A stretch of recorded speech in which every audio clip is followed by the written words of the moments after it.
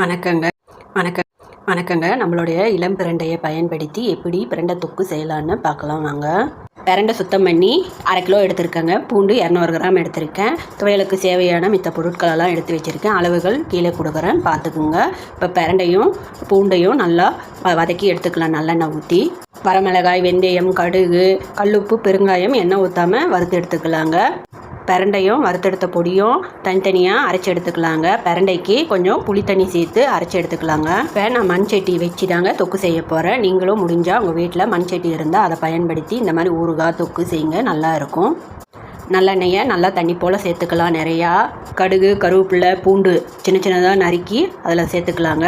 எண்ணெயில் நல்லா பூண்டு நல்லா வெந்து வந்த பிறகு ஒரு பொருளாக நான் அரைச்சி வச்சதை சேர்த்துக்கலாங்க.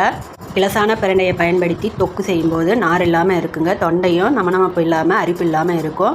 நான் இளம் பிரண்டையை தனியாக சேல்ஸ் பண்ணுறேங்க. உங்களுக்கு வேணுமென்னா ஆர்டர் பண்ணி வாங்கிக்கலாம். புளி தண்ணி கொஞ்சம் மீதி இருக்கிறதையும் சேர்த்து இதுலேயே நல்லா வதக்கிட்டே இருக்கலாங்க. அடி பிடிக்காமல் நல்லா கிளறி கொடுத்துக்கிட்டே இருங்க.